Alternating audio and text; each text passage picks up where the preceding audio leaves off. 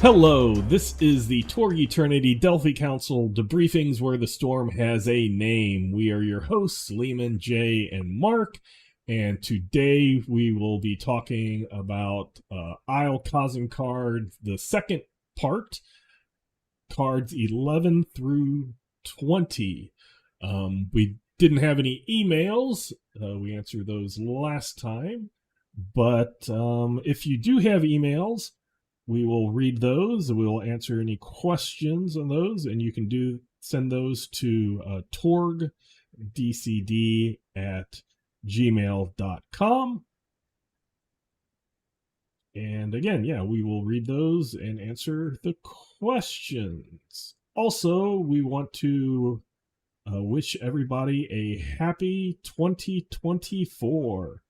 So that is awesome. We have been doing these for not quite a year, but we got through it on these Delphi Council debriefings, and we plan to continue to do these as long as possible. So that is also fun.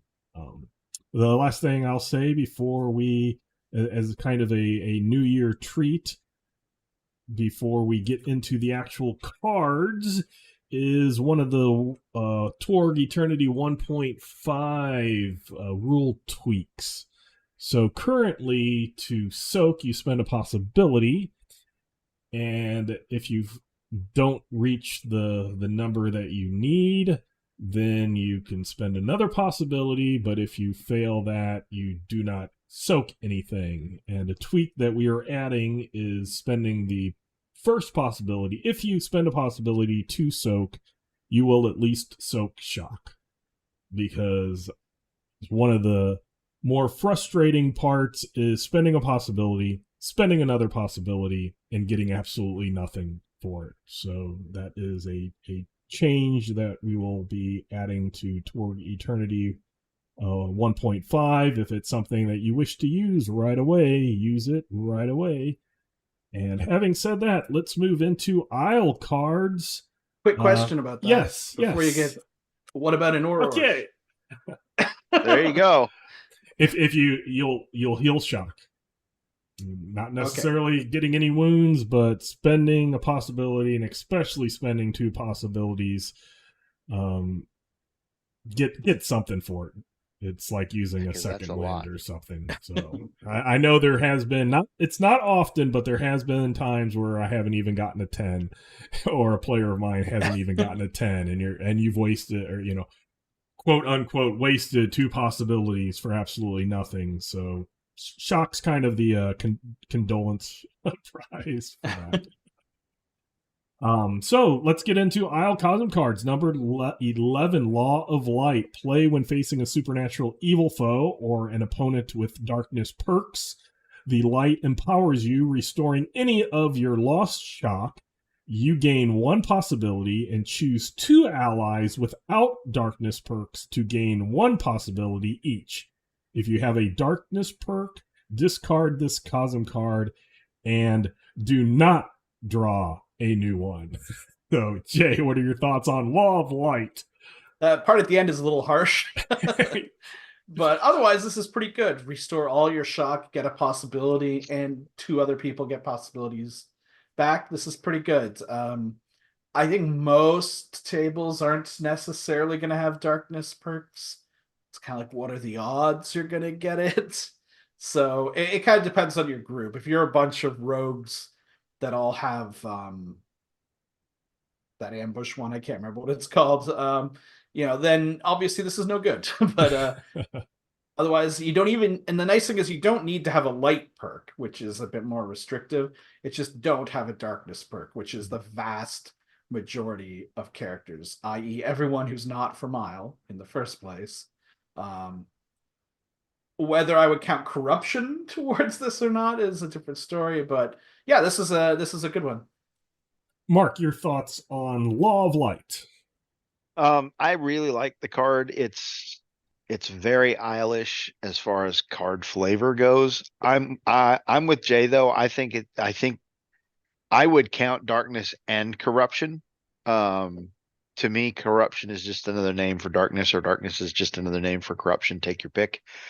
And I think it's absolutely within the spirit of the card that corruption counts. I would like to see something on here that is an added bonus if you are a warrior of the light kind of thing. That if you are a light, then if you are maybe you get two possibilities. But I like the fact that this is one of those cards that I think really gets it right when it deals with characters of a specific kind. Law of Light, darkness perks versus light perks. And is it harsh at the end if you have a darkness perk, discard this Cosm card and do not draw a new one? Yeah, but you got a darkness perk and it should have some meaning. And there are a few things that where that first darkness perk is free, and the rogues take it because I think it's Shadow Step or something like that you get for free. That just like, why wouldn't I take this? I can do one, and it's not a bad thing necessarily. It just makes me better at doing the sneak stuff that I like to do anyway. Well, now it's got a little teeth, and it only has teeth when you go to Aisle. So, okay. I really, really like the whole you gain a possibility and you choose 2 allies that don't have darkness perks and give possibilities to them. The question I have is, what if you're playing with someone who's hiding the fact that they've got a darkness perk, and you're like, yeah, Lisa's great. She needs a possibility. Let me give her one, and you can't. Then you find out. That's like, I'm trying to give you possibility energy, and I can't. The jig is up. The jig is up, and she's like, sorry. And then that's one that I would place on the game master in the table to say, hey, choose another person, or oops, you tried and it didn't go there. That was the person you chose. Depending on how open your table is for that. I like it, and even though the if you have the darkness perk, it's harsh. There's another card we will very shortly get that's the opposite, that's harsh on the light side. They're very different cards, but they have that. If you're on the light side for this card, you're great. And if not, if you're on darkness, it's not great at all. The other ones it has its own negative for being the opposite of what the card is.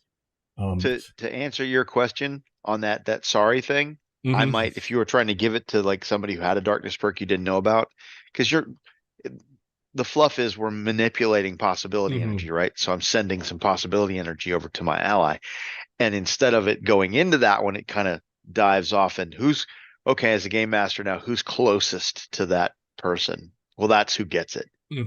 Who's closest, who can receive it, that's who gets it, because the possibility, you're sending the possibility energy out. It's going to anchor to somebody. I'm not going to jack you over and say, no, you can't have it. I'm going to give it to somebody. But that's like, do that flavor text and like, why didn't Lisa get that? You don't know, but you know that you can't take it if you have a darkness perk, and Lisa couldn't take it.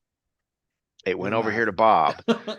Like I said, I would do it based off of my table, who was playing, and if it was something like I just forgot, we all know what everybody is, and I just forgot they had a darkness perk. Okay, that's a mechanic thing that you just forgot. Switch it to somebody else. If it's somebody who's really trying to hide that they don't have it and it's part of the role playing and stuff, then I would, or an NPC, trying to decide to do that. Yeah, because it says 2 allies. It doesn't necessarily say Storm Knights. That would be up to the table, whether it's like a nope, you tried and that kind of got sucked up by the stele, or it got diverted to somebody else. You're not quite sure.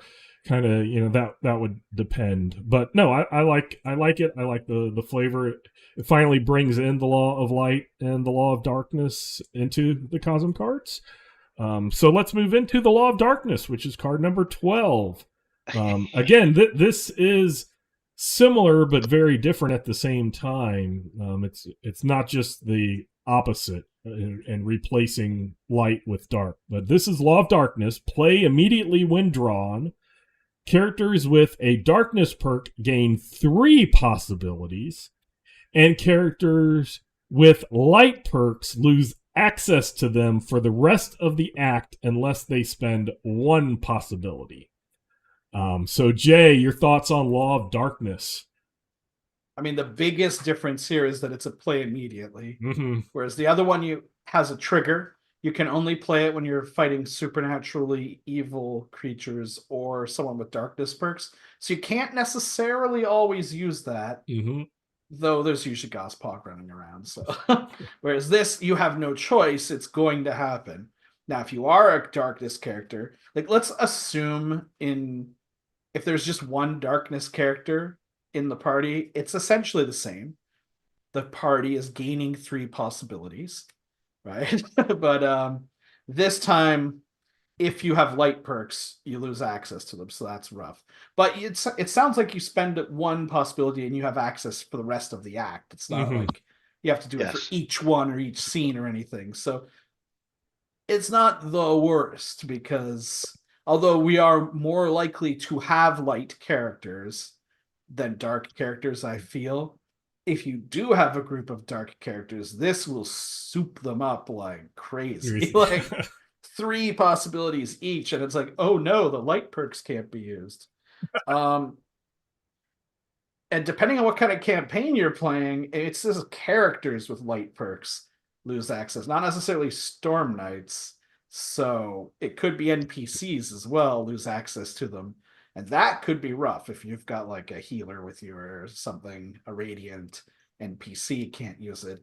And if they don't have possibilities, they just can't use them. But yeah, they're both pretty niche, to be honest. They're good for flavor. This one's probably not going to come up as often, but if it's a particularly, I don't know, it's weird because it's like, if I'm the GM and I know my group is a bunch of light characters and there are no darkness characters, if I keep this in the deck, is that just mean? Or should I edit the deck? Or should I just leave it like normal and be like, hey, that's Aysle, that's the way the Cosm is. You know, that's what these cards are supposed to emulate. So that's something you kind of have to ask yourself as a GM before you start the mission. Mark, your thoughts on Law of Darkness?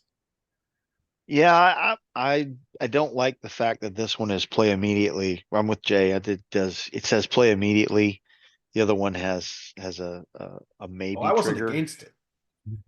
Well, yeah, but I don't like either both of them are play immediately or both of them have a maybe trigger. I don't like the fact that this one is you got to do it, bang, and the other one isn't. Same.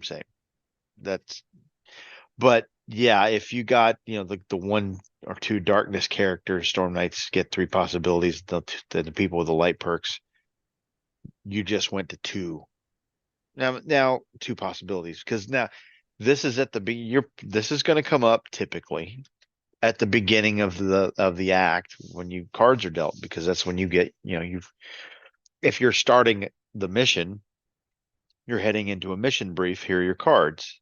Play immediately. Okay, out of the gate. So the discussion about the NPCs or whatever, I don't really think that's going to affect them unless this travels with them for the whole act, in which case every time you encounter someone, so now you've got this aura of darkness that moves with your party, and if you go see someone in the army of light, everywhere you go, these the paladins of the light are cut off, and they're like, what just happened? And they figure out that it's your group. Now you have a problem because the people in the army of and now light you have courtly intrigue from last that's right episode. That's right. And now they're all hunting you down because they assume that you're part of Ithorian's army of darkness because you just cut them off and they had to spend energy to keep connected to their abilities. I don't know that I read that way. I don't read it as every time I encounter someone they become affected by this. I think it kicks off when the card is immediately played, and whoever's near you, that happens. At the beginning of the mission, it's not going to get those NPCs because they're not there yet. You're having your mission briefing. beginning of the act, I should say. You're having your mission briefing, or you're traveling, or you're ramping up the game. However, someone likes to play that Attuned card and get a second one. This could come up at a most inopportune time. And that to me is the best part about this card.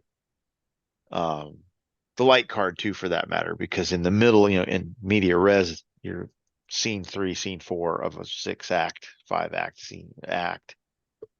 Scene 3, scene 2, scene 4 of an act, of a 5 or 6 scene act. Now you're all cut off for the rest of the act. That could be bad, especially if they attune in the dramatic or in the middle of something fun, because they just got it. They're like, because everybody on the stream is like, attune, bang, done. Somebody master plan, yes, bang, done. Master plan the attuned and play it. It could get bad. Yeah, I like it though. I like it. I think the play immediately is because it otherwise would very rarely get never be played. Yeah. Even if you had darkness perks, you might, if you had somebody with light that had a lot of cool things, like some of the light perks do, allowing you to heal the same person multiple times and stuff, it might seem like I'm gonna, really screw the party, so I'm not gonna get these 3. As Jay said, the majority of time, not always, but the majority of times, you're not at least going to start off with anybody with darkness perks. So this will be more of a hindrance and not actually help anybody. But pretty much any Aysle adventure that goes on long enough, one of the other cards that we're going to talk about will come up, and more people will probably end that Aysle adventure with darkness perks than started it. So then the people start getting it. And like Mark said, the attuned is a fun, almost like a trap that doesn't give you possibilities. But what about corruption? Because, darkness perks, if we count corruption as darkness, which I think it should, that's something that I would just say each game master determines on their own. Lore-wise, Gauntman came, he did corruption, and I kind of see darkness as corruption light. It's like Ethorian's version of it.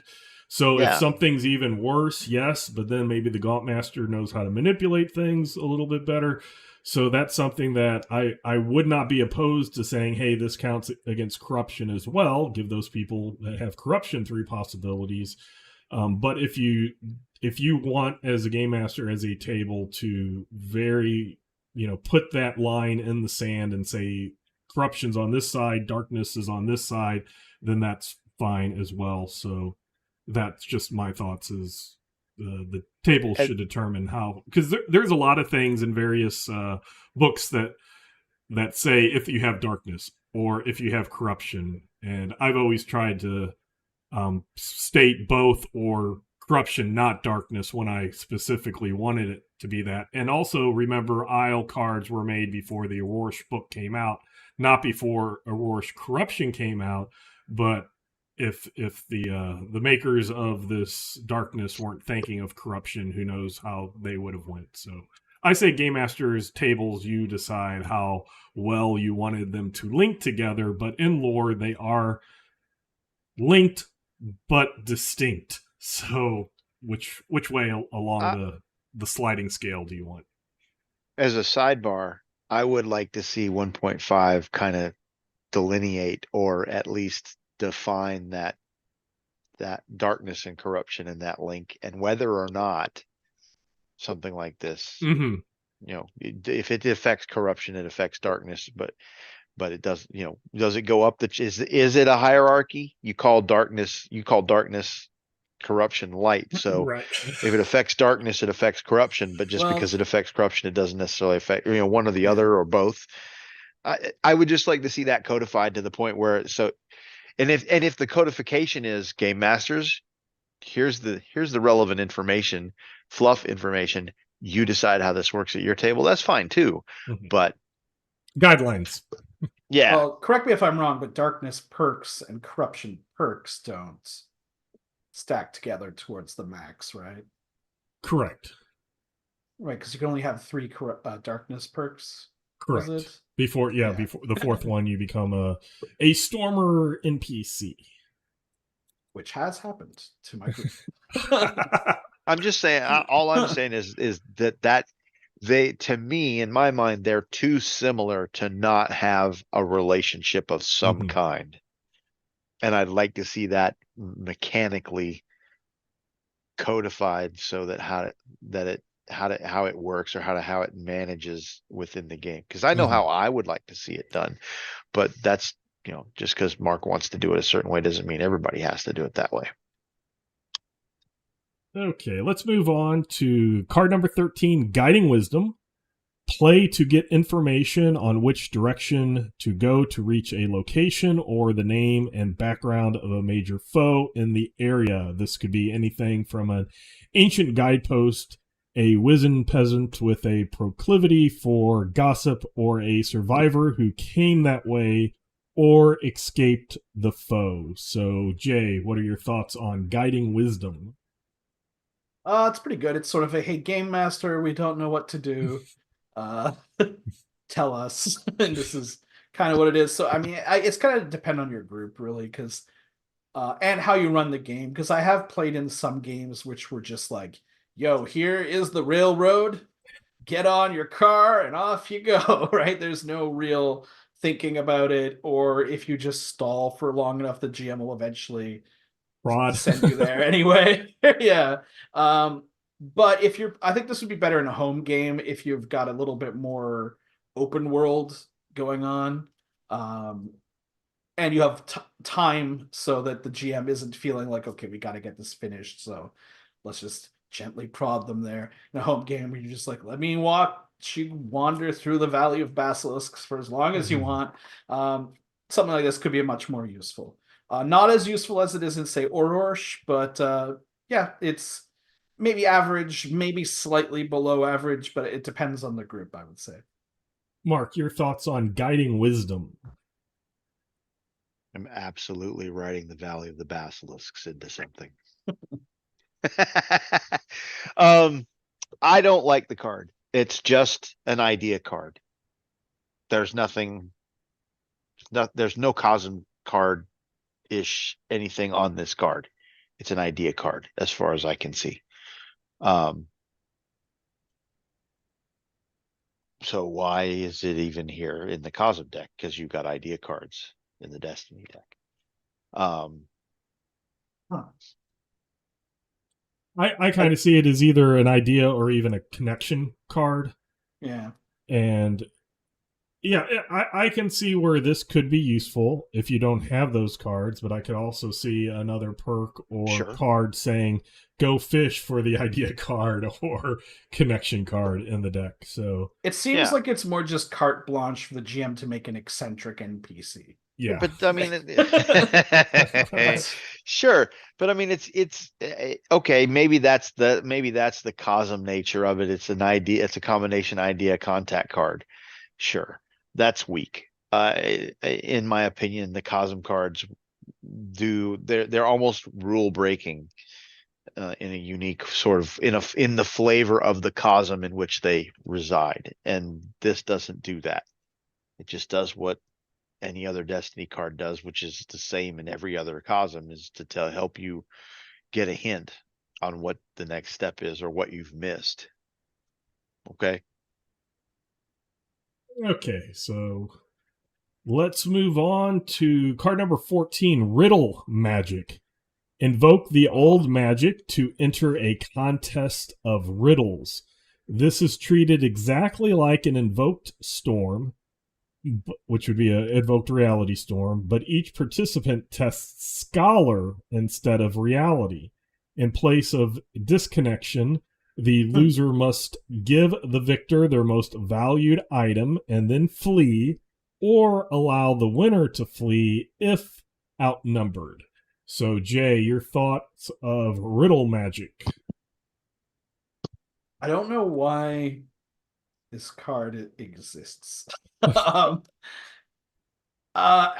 just like, I kind of get what they're going for here. Like I could see like having a riddle contest. I mean, there's been so many cool riddle contests in fantasy fiction. But I just can't really see a white lord suddenly stopping for a quick riddle contest, and if you win, it's like, all right, off you go. It's almost Python-esque, in some ways. Wait, we're gonna kill you. Wait, knock knock. And does it, because it's an invoked storm, I guess it's like an invoked storm. The implication is no one else can interfere, right? Right. So because it's the old magics, so okay.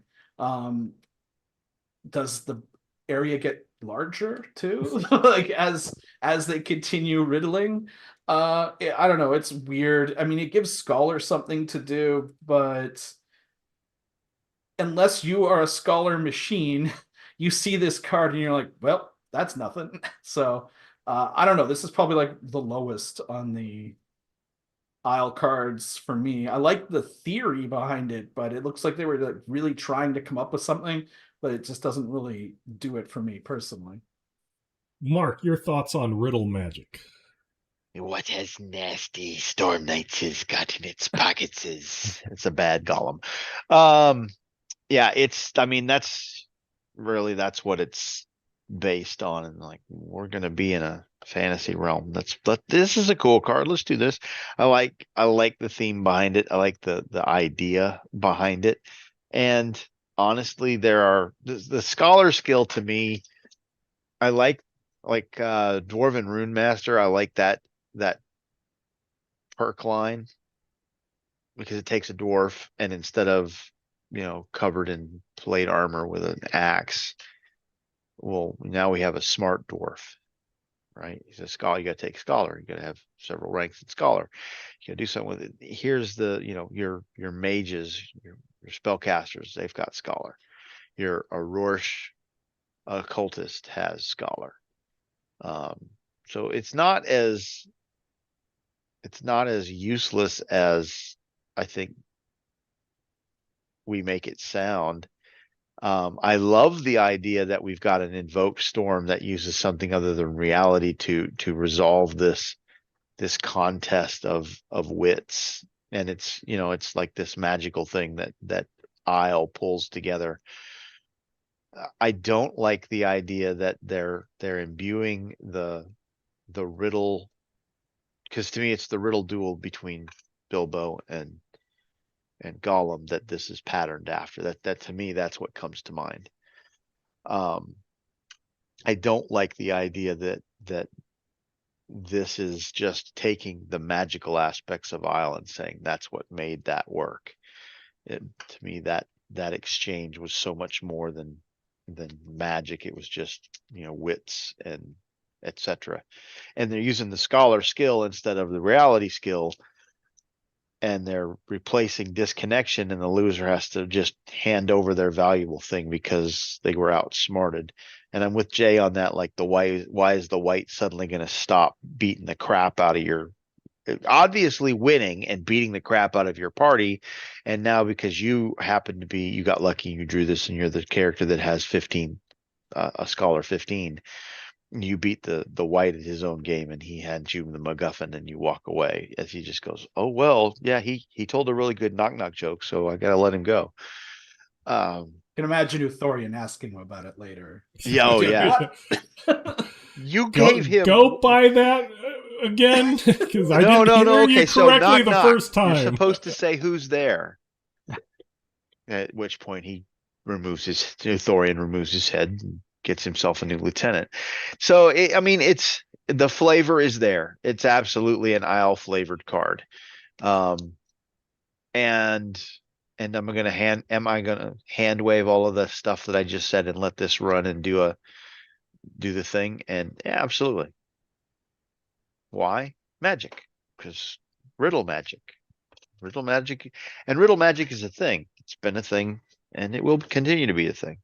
But I'm with Jay. I don't think it's not very high on my list of favorite cards in the deck.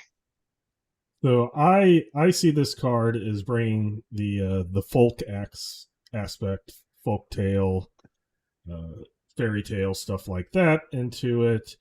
I view this card not just as the I get the magic item, but I could see this as a we are completely going to get killed, and it's like the Nile escape type cards where Okay. I can do this and we can get out of this situation, because the winner gets to flee if they're outnumbered. Yeah, this is one of the kind of game masters you'll need to look at it, work with it, determine how suitable it is for your game. It adds some flavor, but as both Mark and Jay pointed out, there is a weirdness. It's kind of like people didn't like the whole dance off thing in Pan Pacifica. So if that's one of the things that you didn't like, you probably won't like this one either. If you like that and you like that type of thing, that you can lean into it. Or again, if I was that white and I lost my cool sword, I would be hunting the party later.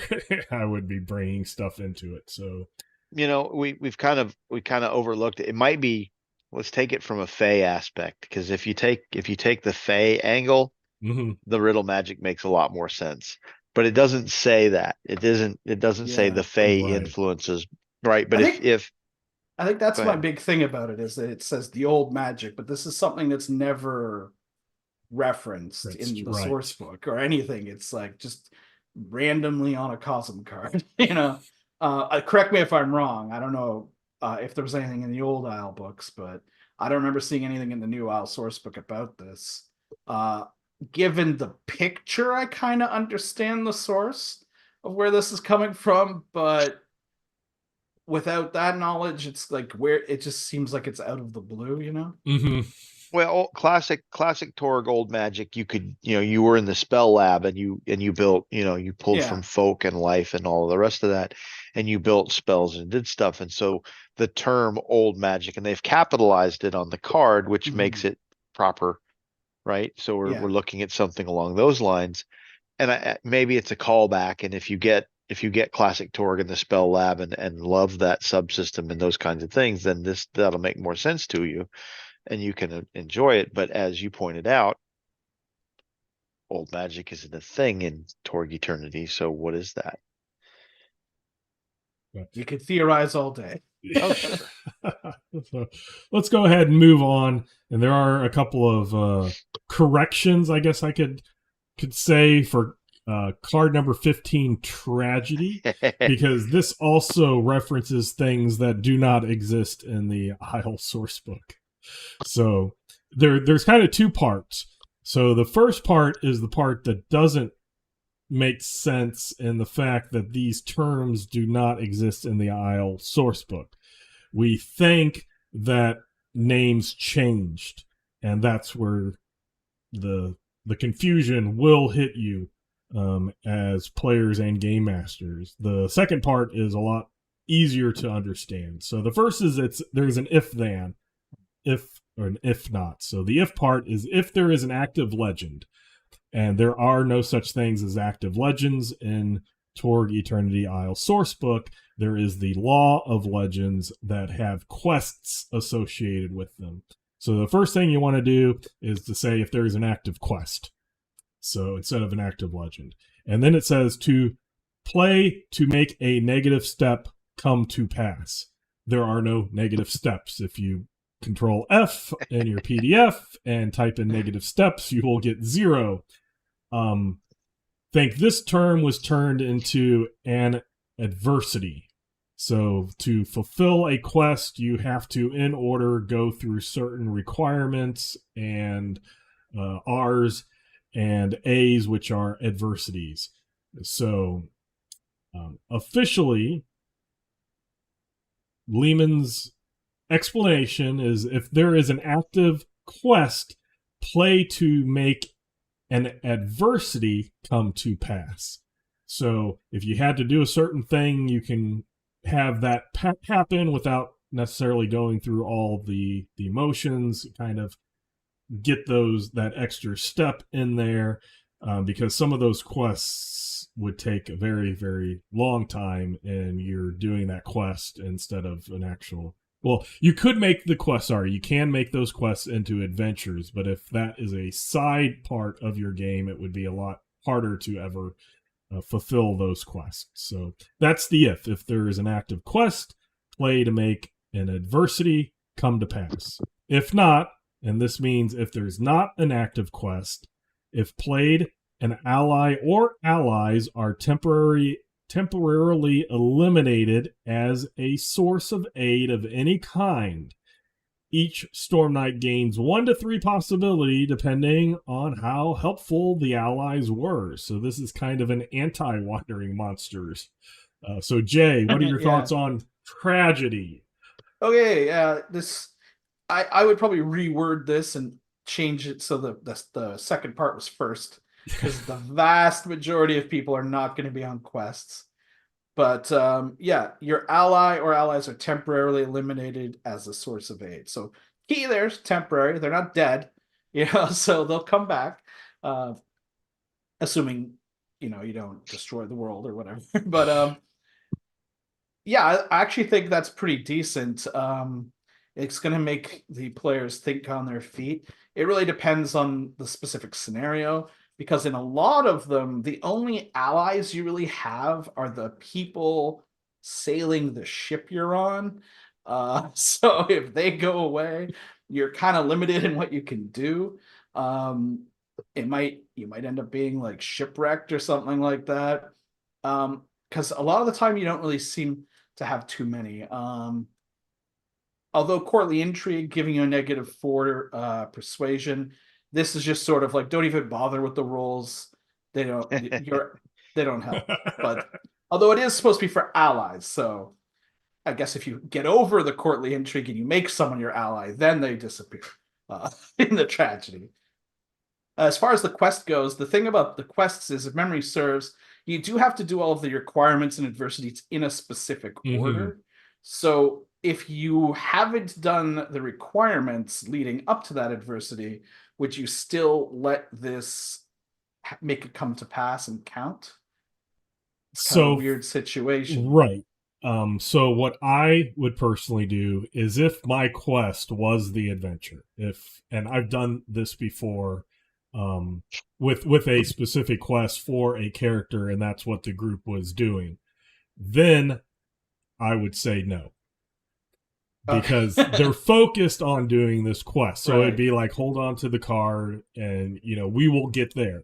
If it is something that is only going to happen and you're going through, say, Revenge of the Caradon or When Cosms Collide or something like that, then I would say whatever your next adversity is, it don't worry about it, because that just is taking time from what our focus is on. Because any group that gets together, you will have a focus, and that will either be we're a home group that is doing our own thing, that are determining what our plans are, or you have the social contract of we're going through this adventure and this is the thing that everybody wants to play. We don't want to get sidetracked by your quest. It might be really cool for you, but not necessarily for us. So that's where I would, if it was this will keep that sidetrack down and keep the group focused on the adventure that we decided to play, I'm all for it.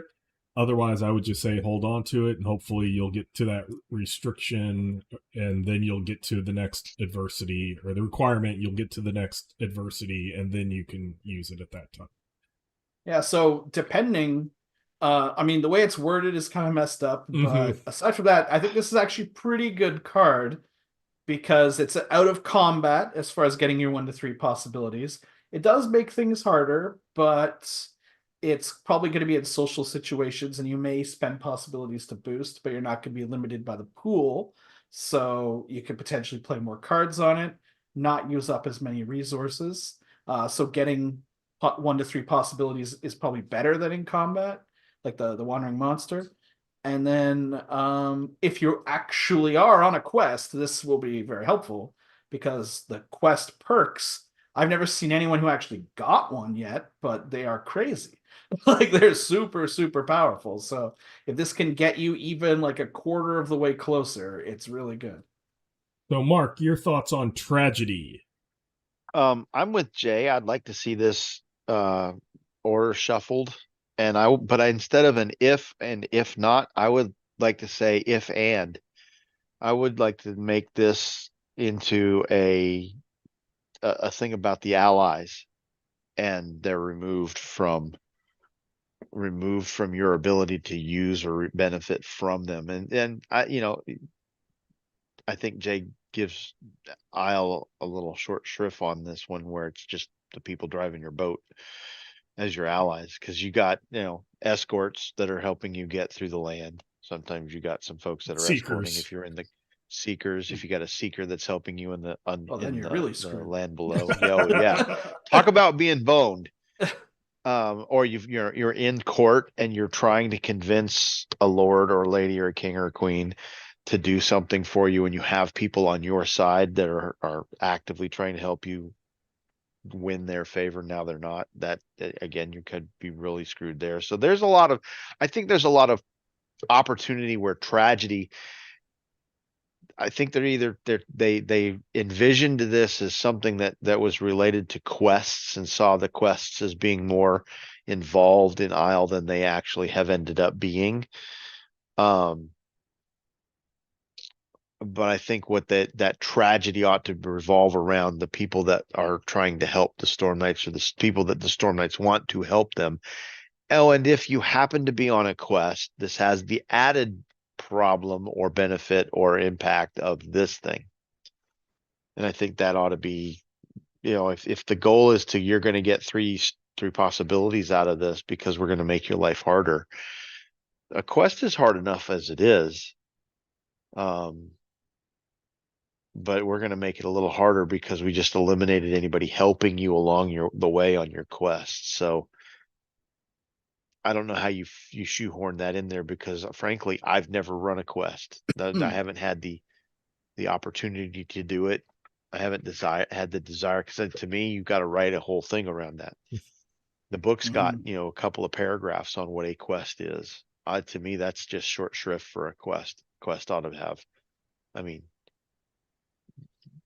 look at the movie Excalibur and what they went through to get the sword back. That's not 2 paragraphs. Okay. So let's be a little more, let's give it a little more involvement than that. So that I like the card. It's got like Jay said, it's out of combat. You get a lot of stuff for it. Good. Anytime you can get more possibilities is a good day. Yeah. And I would also point out that, like how I do wandering monster type cards, it is 1 to 3, determine how helpful those allies were. Also, something that tends to happen is if the Storm Knights are fighting and they have allies that are fighting, a lot of times they're not in the same fight. It's like, okay, Storm Knights, you're here fighting here, and your allies are over there fighting there. I would allow this card to be played to have your allies lose. Because a lot of times it's like, if the Storm Knights get this many successes or allies do this, then there's points that get added up. I would just have this be they lost that. They were eliminated from it. And then maybe they'll get their 3 points. If they're just getting rid of that court person who might give them a +2 to persuasion, if they put in a good word, then it's a possibility. So do look at what the outcome of that elimination is. Yeah, the impact. And determine the possibilities by that. And yeah, that's the second part is the more meat and potatoes of the card, because the first part you read it, and if you try to figure it out from the book, you won't get anywhere. So card number 16 we can skip. You can look at last episode. That is Trap. It is an exact copy of the previous Trap. And then we will move on to 17, Divine Presence. So this is Pray for Aid and Test Fate. On a success, add a Destiny card from the discard pile to your hand. On a good success, each Storm Knight also gains 1 possibility. So you would get the card. Every Storm Knight would get a possibility. And on an outstanding success, a miracle happens. So that's not an also. So you don't worry about the card. You don't get the possibilities. But on an outstanding success, a miracle happens The group is transported to safety, an important item or person appears, etc. If the test fails, the character suffers one unsoakable wound. So, Jay, what are your thoughts on Divine Presence? Well, here's one of those. Would be good if you could trade Cosm cards, I guess. Because, like, if my Aysle character got this, it would be amazing. If someone with no faith draws it, it's useless. It's just It take doesn't a say you wound. have to be trained. Yeah, it just says test faith. So that's true.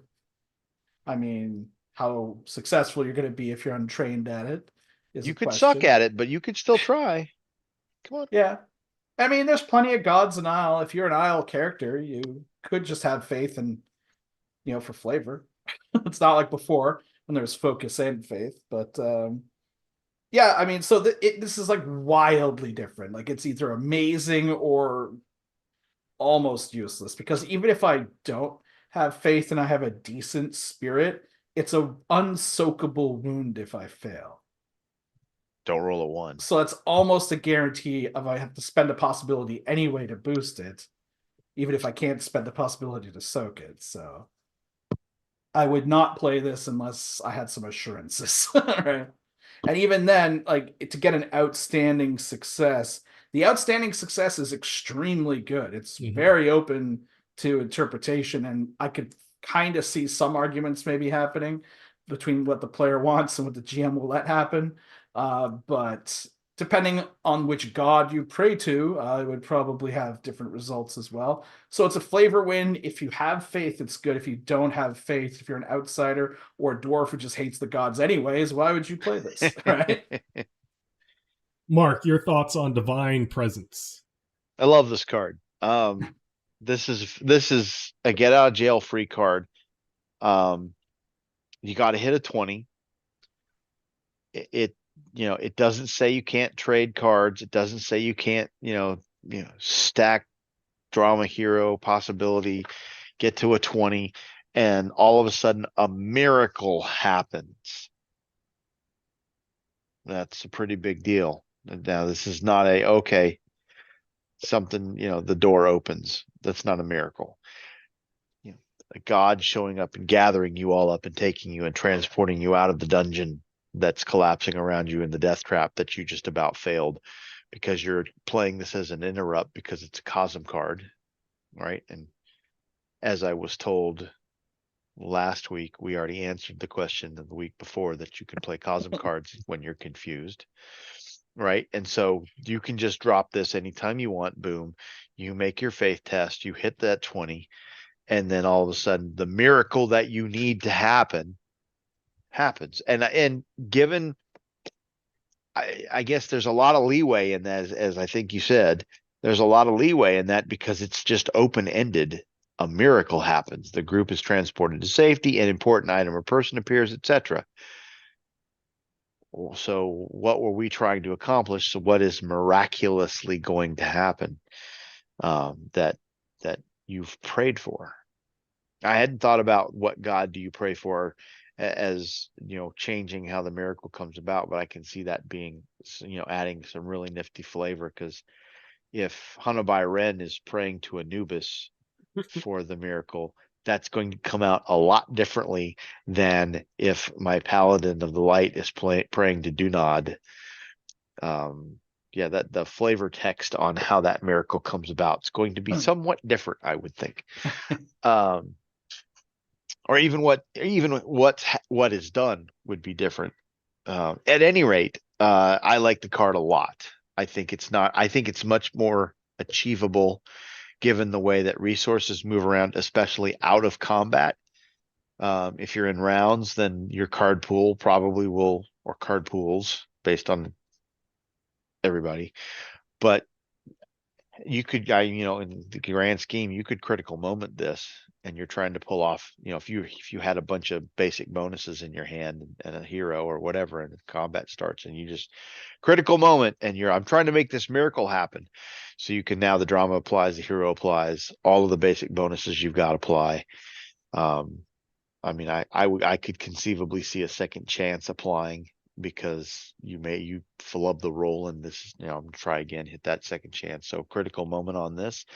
I think it's doable. I think it's not as difficult to do as Jay thinks it is.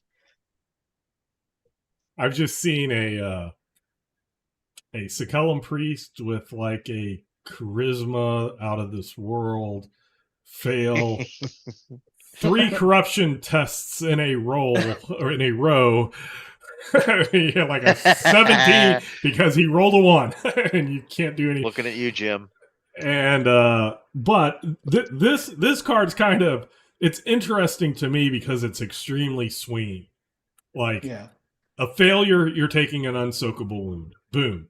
Okay. And if you're using this as a get out of jail, type situation, not being actual jail, but like getting out of TPK, you could kill yourself, with it if you roll bad. But if you're going to TPK anyway.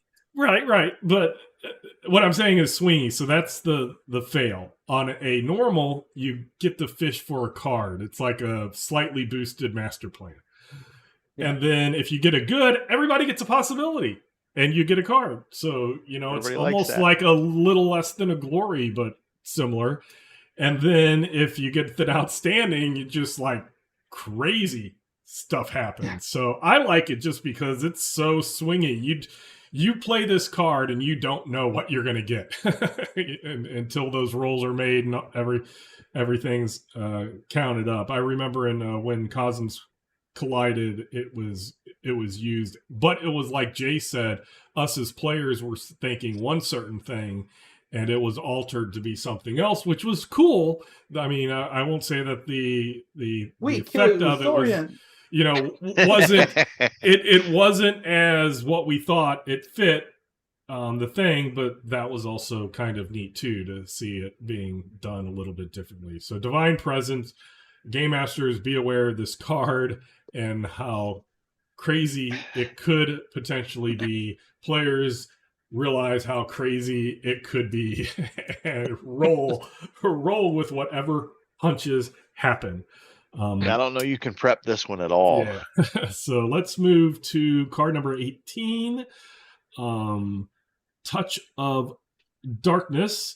Play in front of you immediately when drawn. If you perform an act of darkness, deceit, treachery, murder, GM's call, discard this Cosm card and gain a darkness perk of your choice. You do not need to pay XP for this perk, but it does count when calculating the cost of future perks, and it would count against the perk number before you become an NPC, to clarify that. This is the card that I was saying when we were talking about card number 1 and 2 might not affect the party as much, but as time goes by, this card getting played and used would mean that the adventures that I've seen and been in tend to start with people, nobody with darkness perks, and then people end up with darkness perks on it. So, Jay, what are your thoughts on Touch of Darkness? The ironic thing about this card is that power corrupts, and this is a much better card the more experienced your character is. Yes. Because a free perk at high beta is worth so much more XP than a free perk for a brand new alpha character. So if I'm a brand new alpha character, I'm staying squeaky clean if I draw this card. But if it's like, oh, this would normally cost me like, I don't know, like 15, 17 13, XP. 17. Yeah. Why not? Right? Unless, of course, you have light. So the nice thing about this is, I mean, it does play immediately, so it gets played, but you are able to stop yourself from triggering it. Mm-hmm. Unless your GM is really hankering to screw you over, which they shouldn't be, you don't have to worry about it. It does mean you kind of wasted your draw, but it's not actively hurting you. Right. But if you do want that free perk, it kind of gives you carte blanche to, at least for once, go out there and do something despicable and say it's in character. So, what was going on? I don't know. I just feel touched by darkness. It can lead to some interesting RP situations. I think this is good because it does have a good bonus, but the downside is manageable and even totally avoidable. The big question is what counts as darkness, which I think is going to be the bigger meta discussion, because I know some people like to say light and dark is equal to good and evil, whereas some of the others say, and I think in the Owl book it was more like light and dark is a bit more like order versus chaos in some ways, like individualism versus groups with a bit of good and evil as well. So be sure to check how your GM interprets it is the big thing, because you don't want to think, okay, as long as I don't go murdering people, I'm fine. But then if you go off by yourself to accomplish something without the rest of the group, they're like, no, that's kind of a darkness thing. You don't want to be blindsided by that. Right. Or have it like a honor classic Torg had the honor and then the honor system. They actually had corruption. They had two different the Aysle corruption, and you don't want it to be like I made a promise and then I didn't fulfill the promise. So all of a sudden I get a darkness perk. So Mark, what are your thoughts on Touch of Darkness? I like Touch of Darkness a lot. This is exactly how the Storm Knights pick up those darkness perks for free, and they're going to do it. And I would contend that there are upsides to getting it early, just because as an alpha, a free perk that you all of a sudden have another thing you can do just early on just makes you stronger character early. But you are paying that extra 2 XP each time. Sure. No. I agree with you that the value is more later on you do it, but it also makes you more survivable and playable early. Mm-hmm.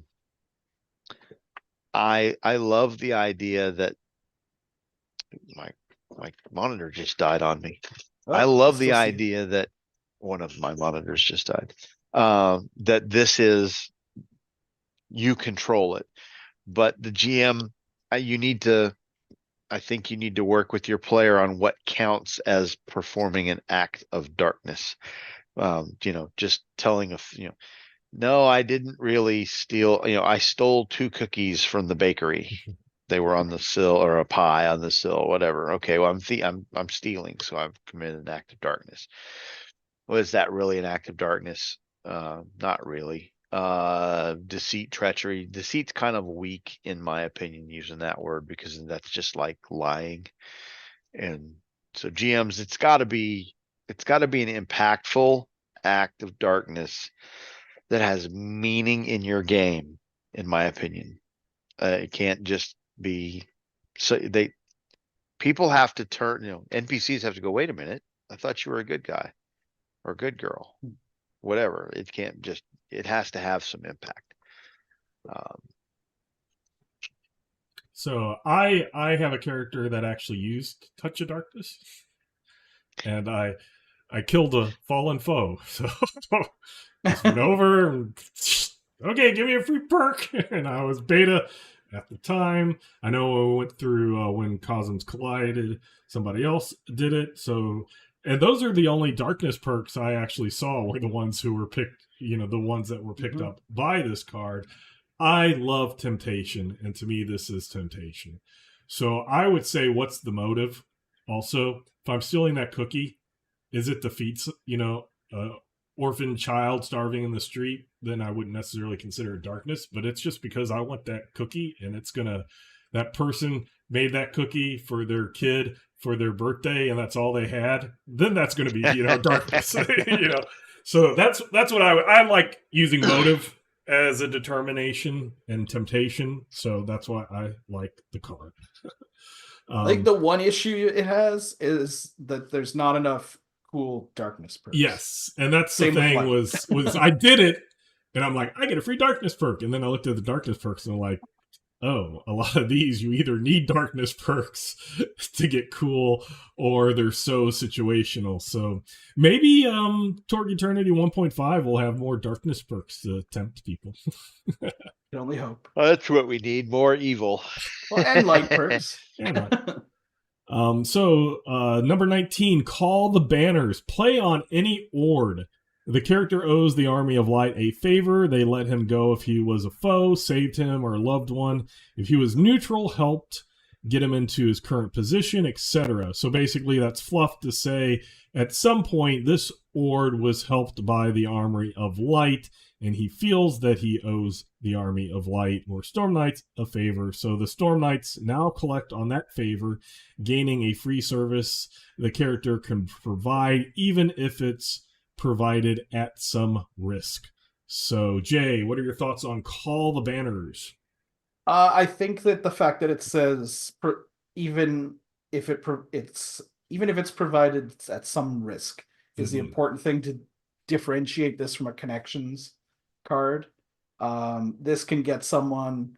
This is actually very good, I think, because you could play it on any Ord. It could be an enemy minion, to get you out. We say this all the time, like get you out of jail, literally. Yeah. This would be a literal jail. Yes, this would. So this is I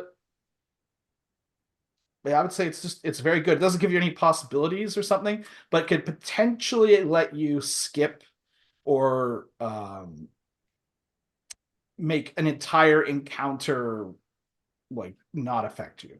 So, which is often better than getting possibilities, because the whole group probably might have spent like a bunch during this a combat that this just lets you skip. This could help get you into the evil lord's lair. This could do all kinds of stuff. So yeah, I think this is a really good one. Mark, your thoughts on Call the Banners? This one for me is kind of, I wish it said other things and did some other things a little differently, because the term Call the Banners kind of harkens back to classic Torg again for me. And I like Courtly Intrigue does, and I would like to see this do something more with the houses and the banners and things like that. As that, and if you have that background in classic Torg and the Aysle and the game of houses and all of that, then you can absolutely put that flavor text into this card when it's played, and it can. I want it to do, it just really is a connection plus card, kind of as Jay alluded to. Because but it's more than just a, I know a guy kind of card. It is a get out of jail free card. It is I know the guy. Yeah, I know the guy with the key. It could, are you going to use it as a close call to circumvent a combat? It's a Cosm card, so I would say that's appropriate. Could you use it as I guess you'd have to explain to me how the contact or the guy that gets you around the entire DSR to get it successful and do a thing. You could do that.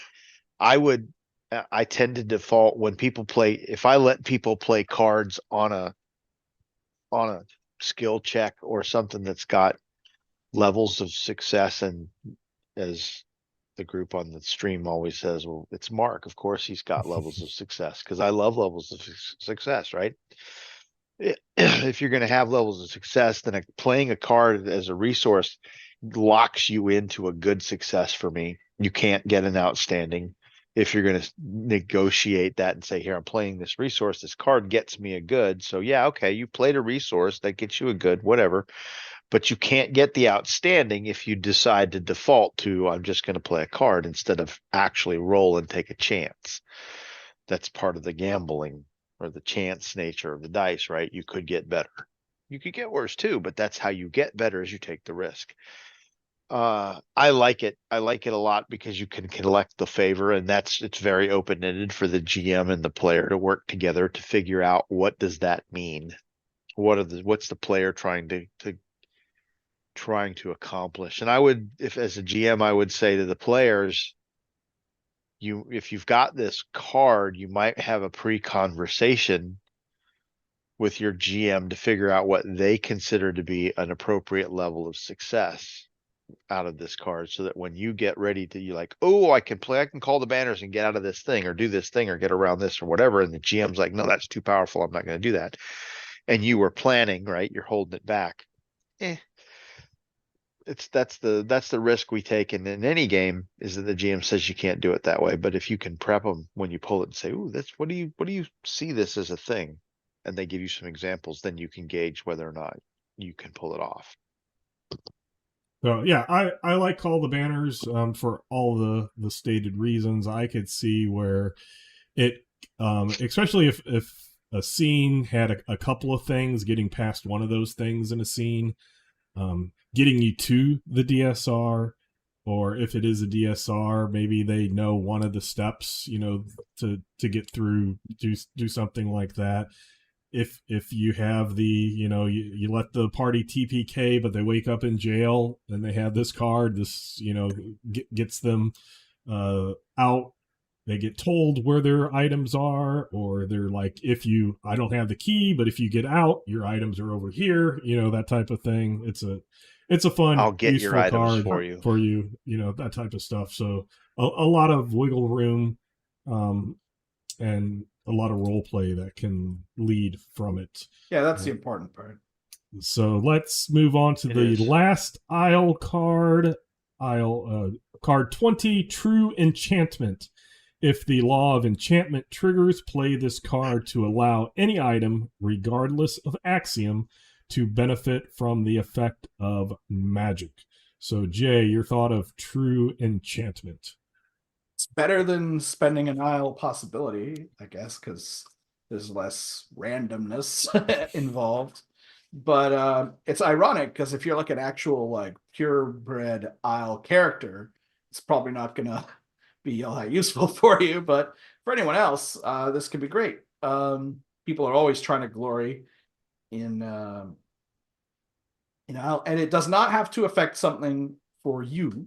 Mm-hmm. So if somebody else gets it, you can be the ultimate team player and help your buddy get their magic, impact hammer or what have you. So this is pretty good. And I mean, Aysle does seem to be suspiciously one of the realms where people glory a lot. So it does seem to happen a lot. So yeah, this is pretty good.